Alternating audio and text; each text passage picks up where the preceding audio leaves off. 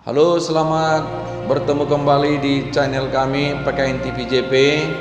Hari ini kita akan membahas PKN di kelas 10 dengan pokok bahasan macam-macam bentuk pemerintahan. Namun sebelum kita lanjut, silakan subscribe, like, bunyikan lonceng dan share sehingga materi PKN dari kami tidak ketinggalan. Macam-macam bentuk pemerintahan. Sebuah negara haruslah memiliki rakyat, wilayah, kedaulatan, pemerintahan, dan kemampuan untuk mengadakan hubungan diplomatik dengan negara-negara lain. Kurang lebih ada 200 negara yang saat ini ada di dunia. Semuanya memiliki bentuk-bentuk pemerintahan yang berbeda-beda. Bentuk pemerintahan adalah sebuah rangkaian institusi politik yang dipakai untuk mengorganisasikan negara dalam menegakkan kekuasaan atas suatu komunitas politik. Di dunia saat ini terdapat berbagai macam-macam bentuk pemerintahan yang pernah diterapkan. Beberapa di antaranya adalah sebagai berikut. 1. Anarki. Anarki mengacu pada ketiadaan pemerintahan, suatu kondisi di mana suatu bangsa atau negara beroperasi tanpa badan pemerintahan. Ini menunjukkan tidak adanya utilitas atau layanan publik, kurangnya kontrol regulasi, hubungan diplomatik yang terbatas dengan negara-negara lain, dan dalam kebanyakan kasus, masyarakat dibagi menjadi pemukiman yang berbeda yang diperintah secara lokal. 2. Aristokrasi. Aristokrasi mengacu pada suatu bentuk pemerintahan di mana bangsawan kaya diberi kekuasaan atas mereka yang berada di strata sosial ekonomi yang lebih rendah.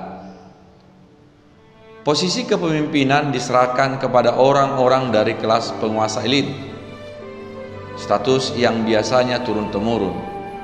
Dalam kelas ini, kelas penguasa yang istimewa dipandang memiliki pendidikan, pengasuhan, dan sifat-sifat genetika yang diperlukan untuk memerintah.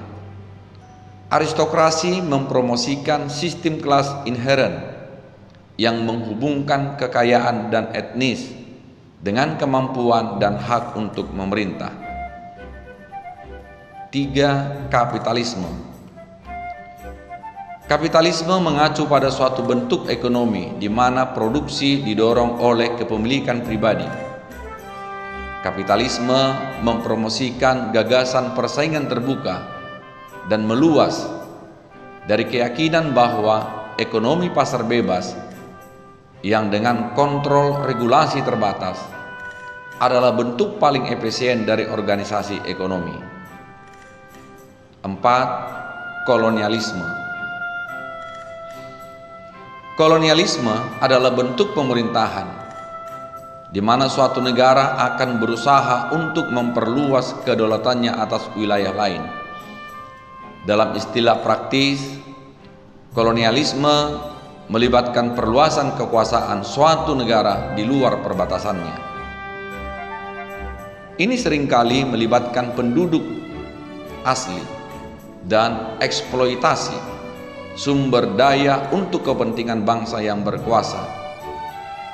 Penjajah juga akan sering memaksakan ekonomi, budaya, tatanan agama, dan bentuk pemerintahannya sendiri pada orang yang diduduki untuk memperkuat otoritasnya sendiri. 5. Demokrasi. Demokrasi mengacu pada suatu bentuk pemerintahan di mana rakyat diberikan peran langsung dalam memilih kepemimpinan mereka. Tujuan utamanya adalah tata kelola melalui perwakilan yang adil. Sebuah sistem di mana tidak ada kekuatan atau entitas tunggal dapat melakukan kontrol atau praktik otoritas tanpa ada pengawasan. Hasil dari bentuk pemerintahan demokrasi adalah sebuah sistem yang membutuhkan wacana, debat, dan kompromi untuk memuaskan sebanyak mungkin kepentingan publik Demokrasi ditandai dengan pemilihan yang adil dan bebas, partisipasi sipil, perlindungan hak asasi manusia, dan supremasi hukum. 6. Kleptokrasi. Kleptokrasi adalah suatu bentuk pemerintahan di mana partai yang berkuasa telah berkuasa, mempertahankan kekuasaan atau keduanya melalui korupsi dan pencurian. Ini bukan suatu bentuk pemerintahan yang akan diterapkan oleh suatu kelas yang berkuasa, tetapi sebuah istilah yang merendahkan, yang digunakan untuk menggambarkan suatu kelompok yang kekuatannya terletak pada dasar penggelapan, penyelewengan dana, dan transfer sejumlah besar kekayaan dari publik kepada pribadi. Kepentingan pribadi ini biasanya akan tumpang tindih dengan kepentingan ekonomi partai yang berkuasa itu sendiri. 7.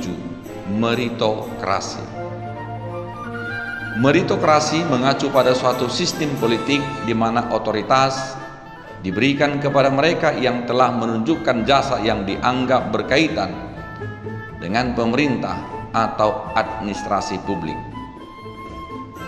Seringkali jasa-jasa ini diberikan melalui pengujian dan kredensial akademik dan dimasukkan untuk menciptakan suatu tatanan di mana bakat, kemampuan, dan kecerdasan menentukan siapa yang harus menganggap posisi kepemimpinan dan kepengurusan ekonomi. Hasilnya adalah hierarki sosial berdasarkan prestasi. 8. Monarki. Monarki mengacu pada suatu bentuk aturan di mana kekuasaan dan otoritas absolut dipegang oleh suatu anggota garis keturunan kerajaan. Dalam sebuah bentuk pemerintahan monarki, individu di kursi kekuasaan sering diyakini telah ditempatkan di sana oleh hak ilahi atau kehendak Tuhan.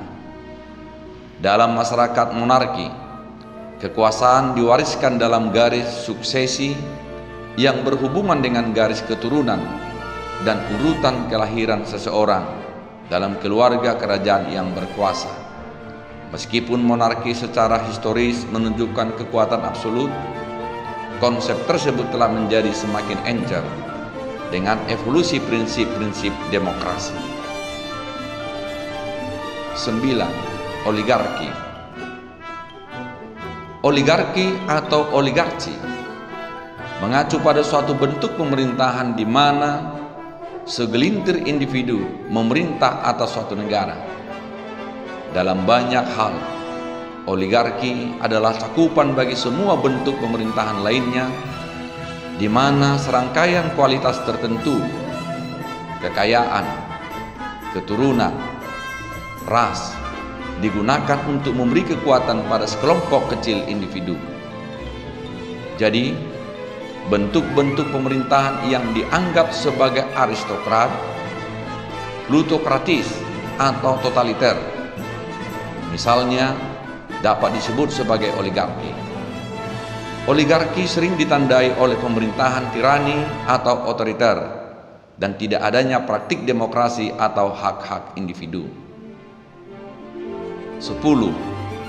Plutokrasi. Plutokrasi mengacu pada sistem pemerintahan di mana kekuasaan ditentukan sebagai fungsi langsung kekayaan. Plutokrasi mencerminkan hierarki ekonomi, sistem aristokrat, tetapi tidak memiliki keharusan filosofis yang digunakan untuk membenarkan yang terakhir. Teokrasi. Teokrasi adalah sebuah bentuk pemerintahan di mana ideologi agama tertentu menginformasikan kepemimpinan hukum dan kebiasaan suatu bangsa. Dalam banyak kasus akan ada sedikit perbedaan antara hukum kitab suci dan kode hukum. Demikian juga ulama agama biasanya akan menempati peran kepemimpinan, dan dalam beberapa kasus jabatan tertinggi di negara ini.